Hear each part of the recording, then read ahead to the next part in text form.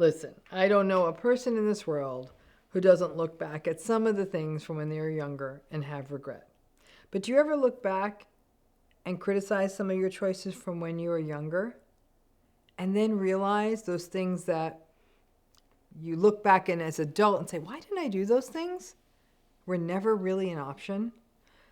Let me see if I can articulate this. So if you're fortunate as you get older, you're able to differentiate a little bit from your narcissistic family of origin. You may still have contact, you may not. You may still have to bear up under their BS from time to time, but maybe you don't live near them or interact with them that much, but their presence is still felt. And as you differentiate from them somewhat, you look at life as a whole with clearer eyes, as well as seeing the narcissistic folks more clearly.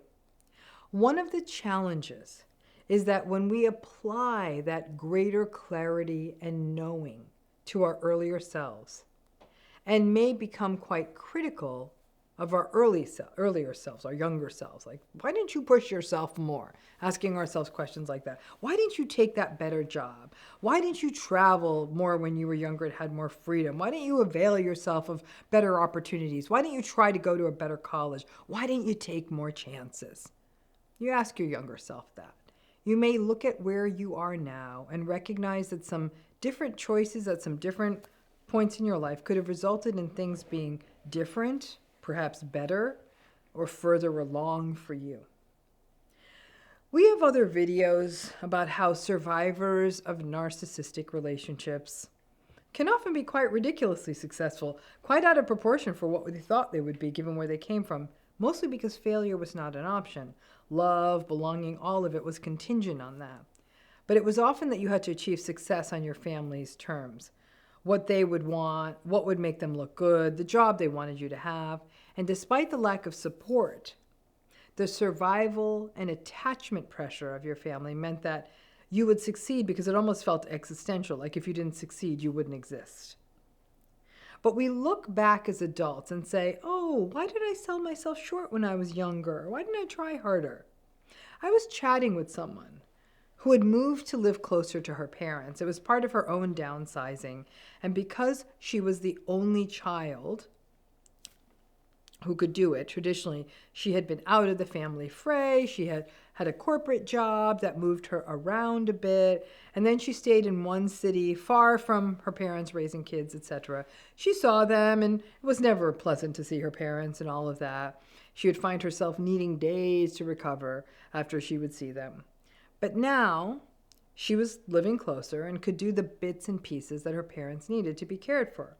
Her mother was chronically invalidating of her, rarely listened to her, was very selfish, made everything about herself. She had very little empathy. You get the drill. And the mom also always played victim and would talk about how she gave everything up for children and nobody appreciated her, blah, blah, blah.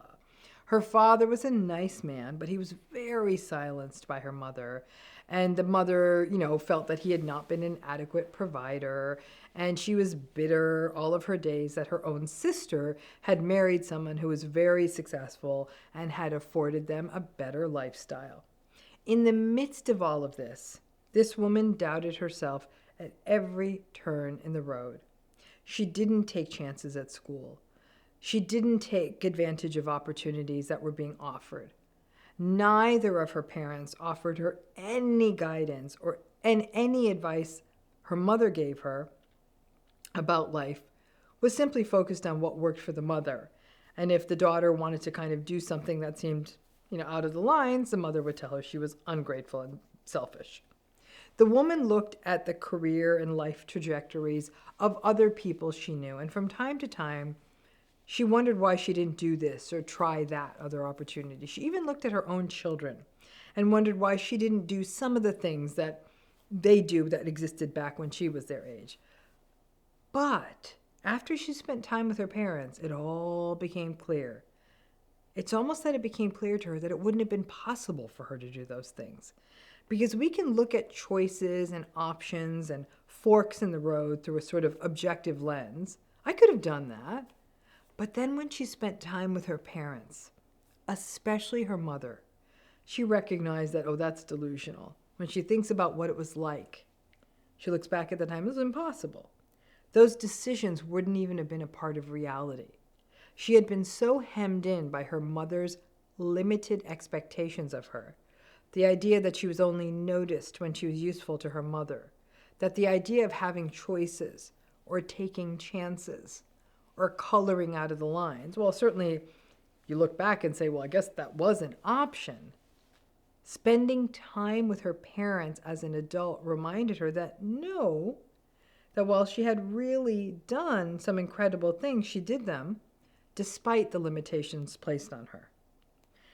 And that self-compassion, the recognition that you found a way to do some pretty incredible things, or really any things, despite the limits placed on you, the being unseen, the lack of interest in you, or the interest in you that was focused only on what worked for them. The idea of possibility and choice really wasn't there. And that spending time with narcissistic parents as you go through adulthood reminds you of the paths that were not there to be taken, and it would have been absurd, abusive, and impossible to consider them, because that is healing. To spend time with the parent or parents or systems that silenced you, that clipped your wings, and recognize that despite that you found a way to fly, or at least attempt to fly from time to time. Yes, there is grief at the recognition that given your capacities and your you, that you could have flown higher or longer or differently had you received that guidance, that regard, that awareness, that attunement, that nurturance. But there's also the need for that self-compassion, that none of that was available to you. And what you did under the circumstances you were given was quite wonderful. The woman found that now that she'd moved closer and was helping these parents out, that as she spent time with her mother again more consistently, although her mother was as difficult as always, coupled with the therapy she'd had and the education she'd gotten about narcissism and the work and doing the work, and above all the radical acceptance, allowed her to see that, wow, damn, she did damn good. She really learned how to fly despite having 100 pounds on her back thanks to her mother. She took the stairs where everyone else had elevators, and she figured it out on her own.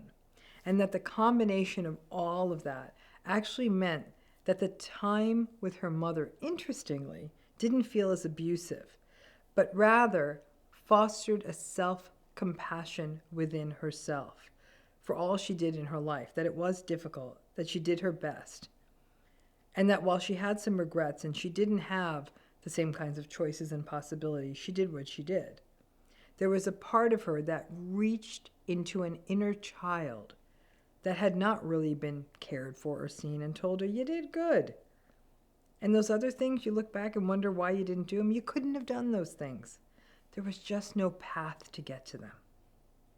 Sometimes when we start living as sort of regular and slowly separate from the narcissistic family, then we find that we wonder why we didn't do the regular stuff. And then you dip back into that family of origin and you're reminded what you did was nothing short of a miracle.